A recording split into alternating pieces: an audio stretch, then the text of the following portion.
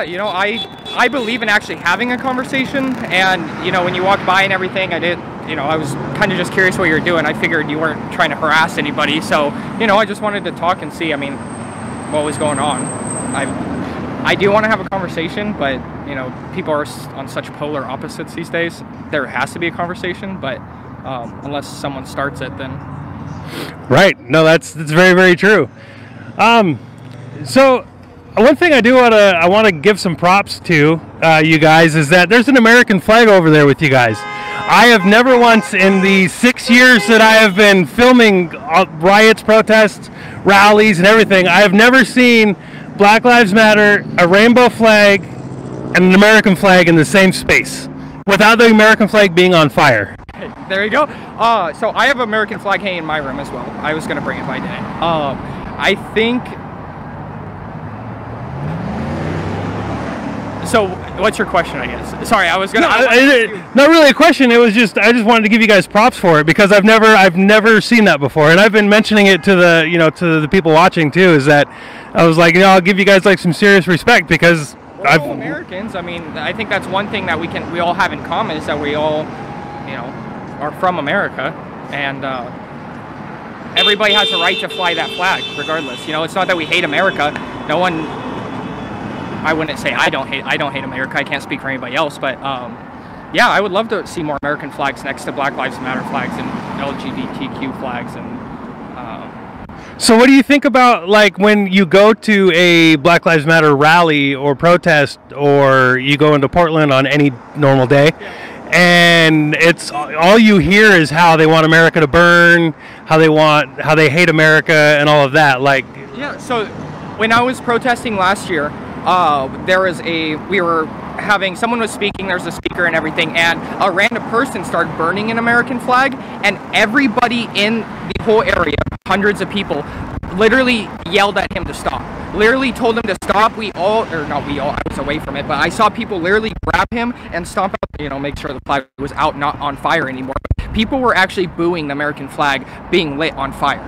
So it's like this weird, what you see is the American flag burning, and what I saw was people trying not to see the flag burn. So it's like this, however you get your source, you know. So, I mean, again, I've been doing this for 5 years. There's lots of, or 6 years, I guess now. Not very often. Right. So then that brings up another question. So you seem to be pretty pro-America. You seem like that you were pretty happy about the whole, like, them stopping the guy. Yep. It's good. So how come there's not more people like you?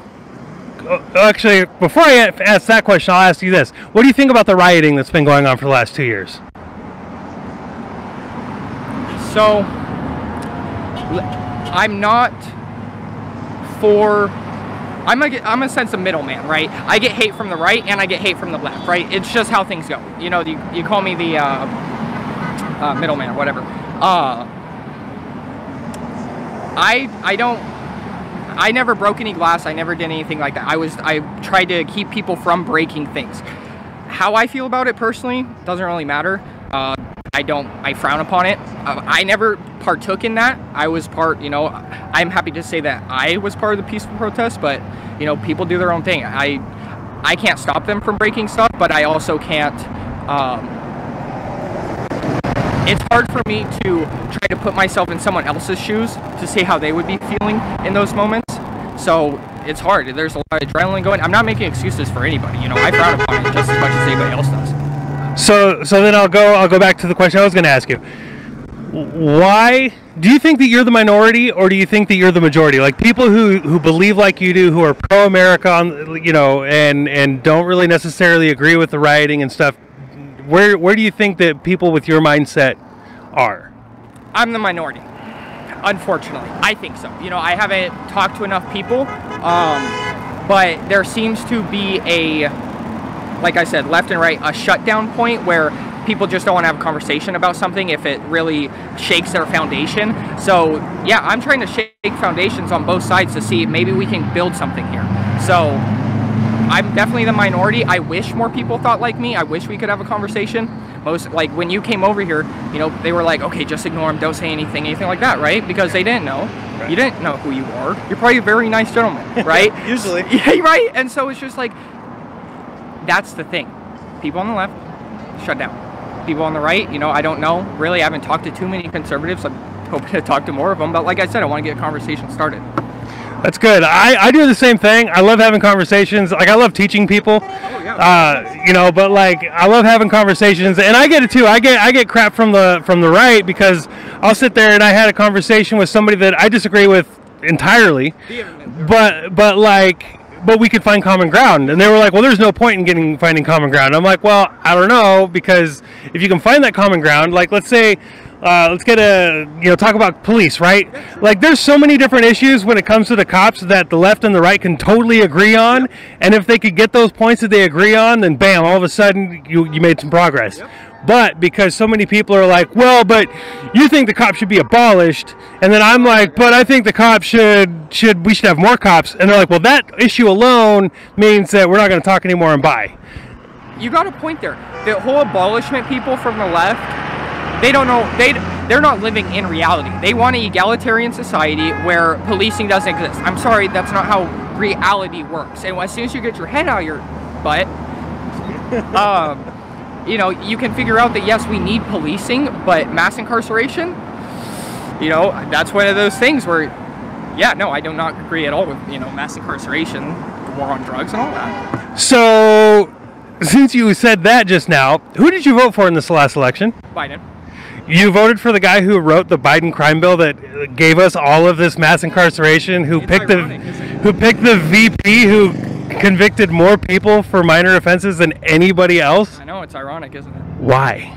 So it wasn't, my main issue wasn't about crime, if that makes sense. Okay. I had my own ideals and my own foundation, or I don't want to say foundation, my own beliefs weren't focused around crime specifically. There were other things I had to consider, and when it came to crime, yeah, the thing is, in the 90s when they passed that, conservatives and Democrats all voted for it. Mm-hmm. They all believed that that was going to be the best way to crack down on crime, crack down on crack, and all that stuff.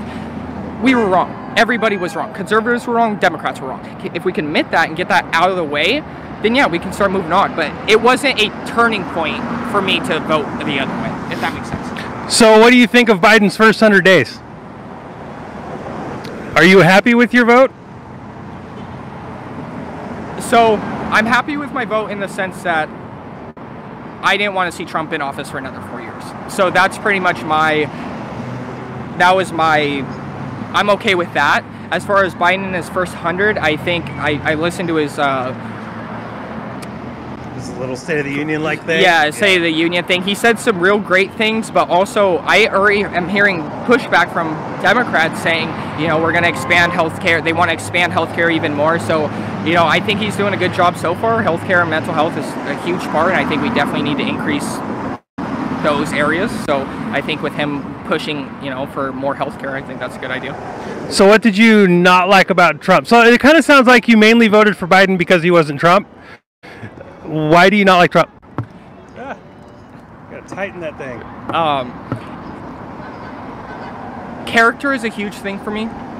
I feel like I have a pretty good judge of character. Obviously, I haven't met Trump, I haven't met Biden, but from what I had done, my research, everything, when it came down to the last thing, it was character, and Biden just seemed more presidential than Trump did, in the sense that I don't think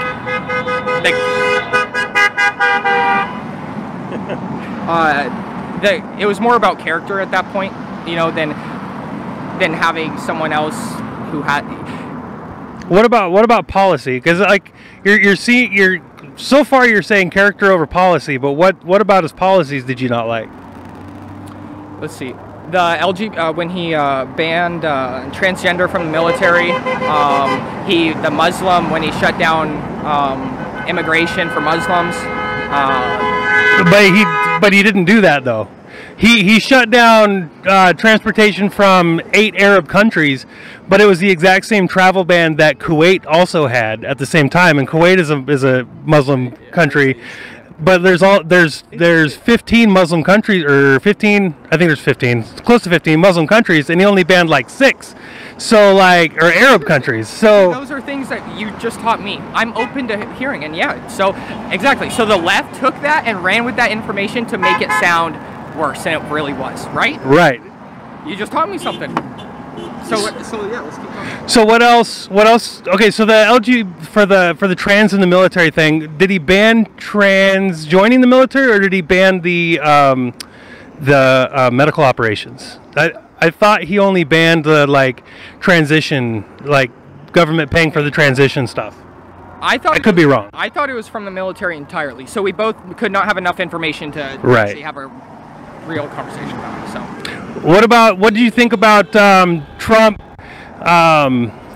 investing more money than the federal government's ever spent before towards primarily black colleges?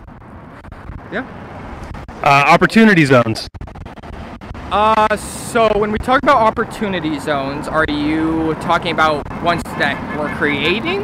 Yeah, the opportunity zone program that Trump created to give minorities a boost up with creating their own small businesses.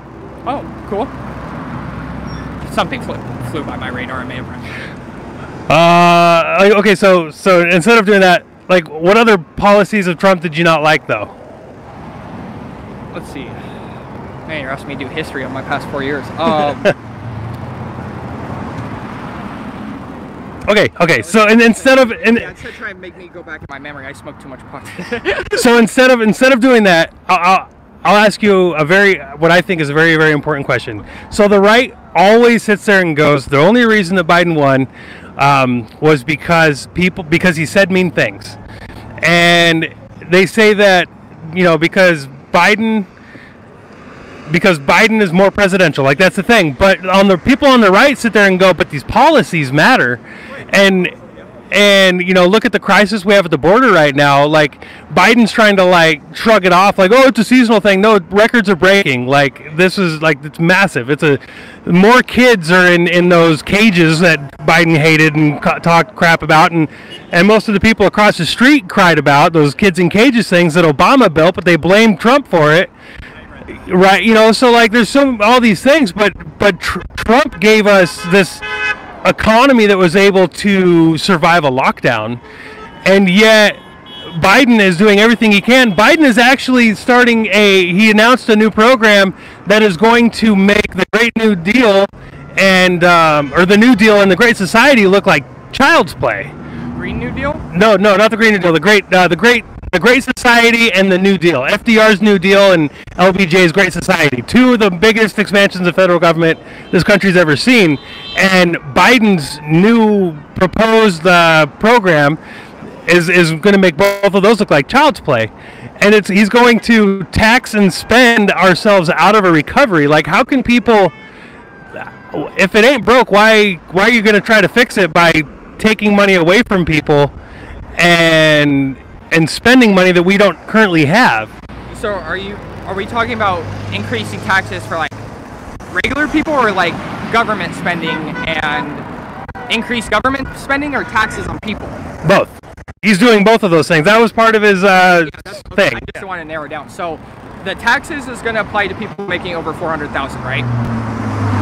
So for now, but it never ends that way. Right. I'm just saying that there's a lot of people who make, and I think it should be higher than $400,000. If you make more than 50 million, I think you should probably be paying a little bit more in taxes. But if you're making 400,000, that's a normal living around here. Yeah, that's a guy who's operating a McDonald's franchise, or just his regular own construction business. You right, know, exactly. So it's like, and I operate a business. I know what it's like to, but nowhere near am I at those levels. You know what I'm saying? Right. So it's like, I think billionaires and millionaires should be paying a majority of the more taxes than someone who's if you make 400,000, now your tax is the same levels as those guys. There's just such a disparity in between them. Did you know that the top 1% pays 99% of all of our taxes? 90%. 90%. The top 1% pays 90% of all of our taxes. You can Google it. I will. All right, so where can we go from there? Because, like I said, I don't have the information. I'm not going to battle you. I'm not going to try to no, you're wrong. I'm not trying to, No, but definitely look it up. Look it up. That would give me something to look up, right? And that's what I'm here for. Right.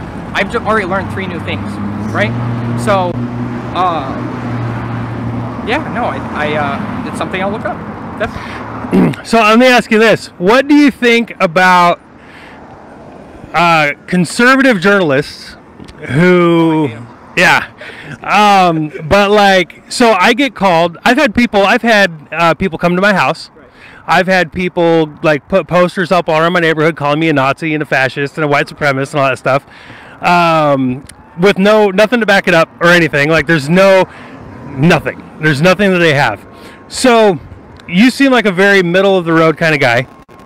You seem pretty reasonable. So the question I was going to ask you originally was, even though you're the minority, when it comes to people's ideologies and like whether or not we need to burn this place down or, you know, yay America, hate America, why don't more people like you on the left show up and counter some of the more anti-American people on the left? Yeah. That's a really good question. And I will say this, that as I've read and done my own research, people on the left are quick to shut down people. I was saying that earlier. And I think that's where I have trouble being the minority, is trying to argue. Like if we were to take your case for example, right? You don't have, I'm assuming you don't have a Nazi flag hanging outside on your door. Right? Like I'm assuming you're a pretty good guy. You probably didn't beat up any black people. You know what I'm saying? Like I even married a Mexican. Like there's that, you know? So how could people, you know, give you that, you know, racist crap when deep down that's where it's about character? You could give a shit, right? Right. And so that's, people on the left like to shut down people who they don't agree with. And I don't agree with some of the left's beliefs, you know, anti-American rhetoric, you know, abolish all police. And it's easy for them to find any reason to kick you out, label you a racist, and you're done for, right?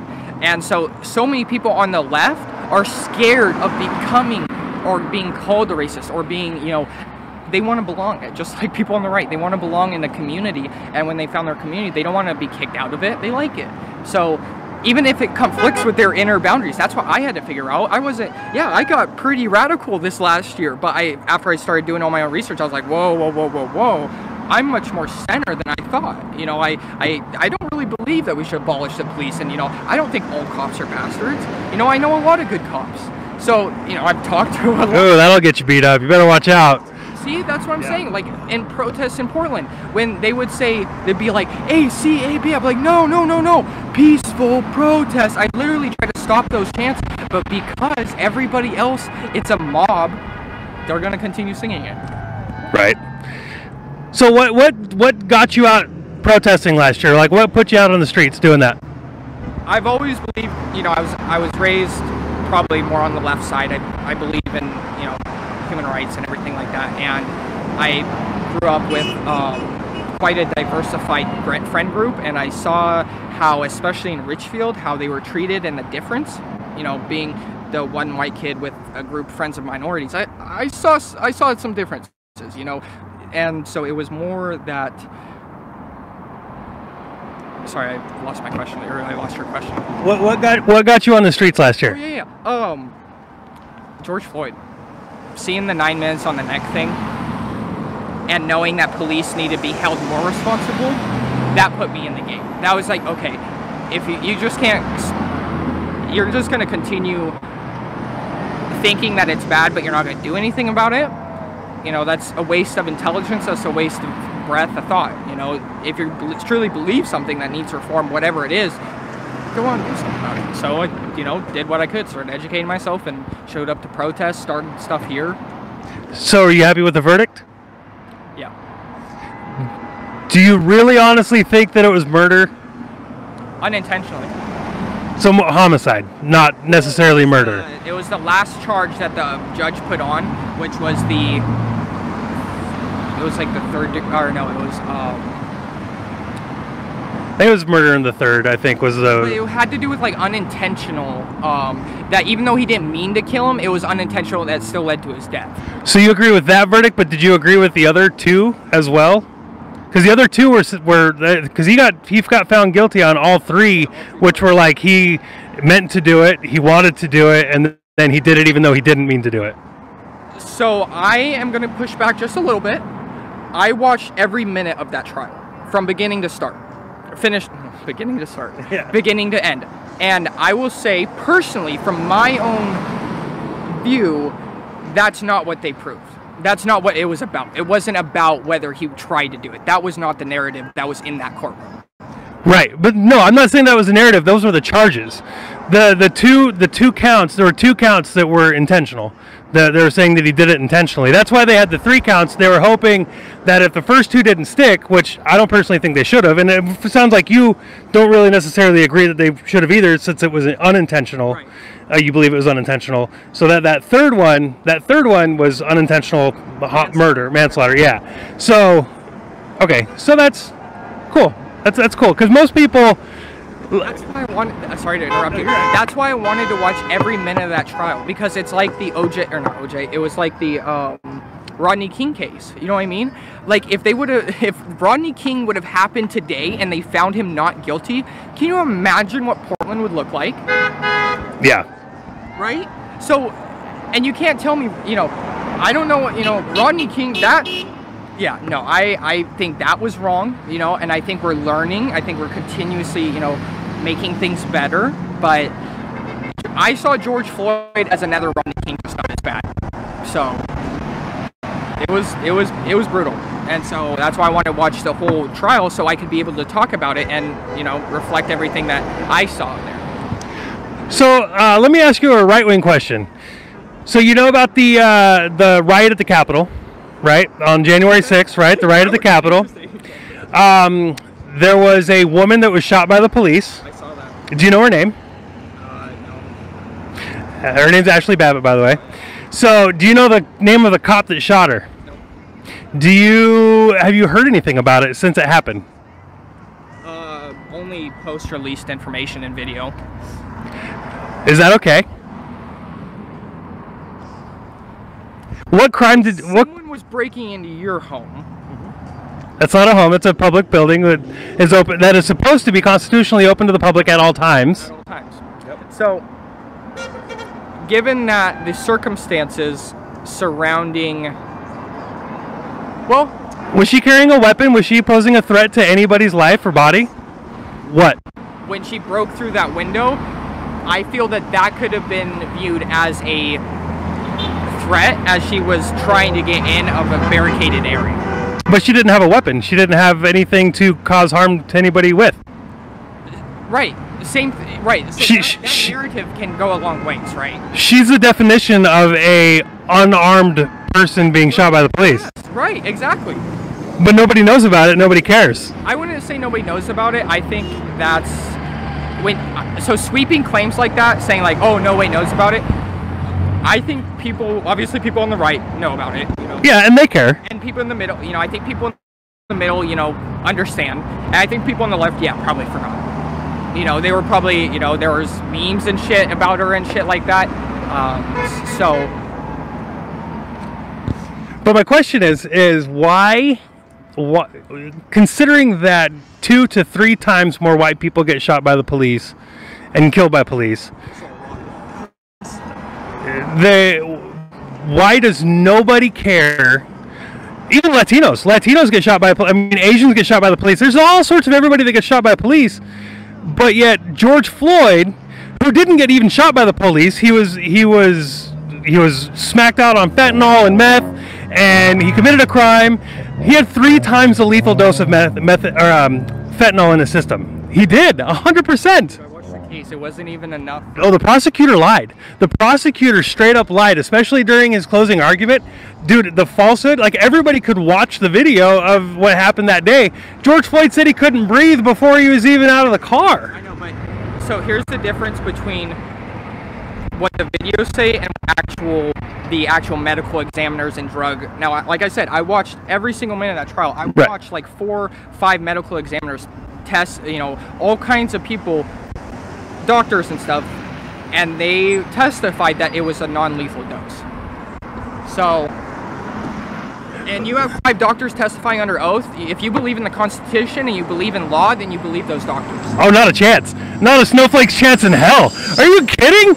Are you kidding? You're telling me that anybody cares about the Constitution when their ass is on the line? And if they'd say anything against the narrative, the city will burn down? Are you kidding? I know you're high right now, so I can't even ask, are you high? But are you high? So, I'm having a good time, by the way. Thank you. For sure. So I think there's one of my sweeping claims, right? That I just put out and I didn't even recognize it. Sure. Yeah. So that's what I'm trying to work on. And so I think if you do, so let me rephrase that and say that our court systems are set up to give it time to let all the evidence come out. Right. And when all the evidence does come out and people testify to that evidence, I believe that evidence. Other people may not, other people may think, conspiracies, whatever. Right. I think after watching those people who have lived, who have been doctors and medical examiners for 40, 50 years, would not be compromised in that sense. I think they have the integrity and the honesty to just tell the truth as they, saw the evidence. You would hope so, and absolutely, that is definitely like the desire. That's how it's supposed to work. Exactly. That's what we have to believe, is that our courts are set up that way to be fair. It's supposed to be. Right. Exactly. It's supposed to be, but it isn't always. Right. And that's the worst thing. Like, so many issues especially about the George Floyd thing. Like, and that's what we were talking about with before with the 3 verdicts. Like the one verdict, I could almost go, okay, yeah, sure, I could do that. But the other 2 make no sense. No reasonable person could actually sit there and go, no, yeah, that was straight up murder. Like he meant to kill him. Right. Yeah. No. It was unintentional in my eyes. Right. So like even that alone makes me go, that's a problem. Like when it comes to that court system that we want to have all this faith in and all this belief in, I mean. There was a juror that had people go to his house, went to his old house, and they splattered pig's blood all over his walls and stuff. That was the one of the medical. I think it was one of the.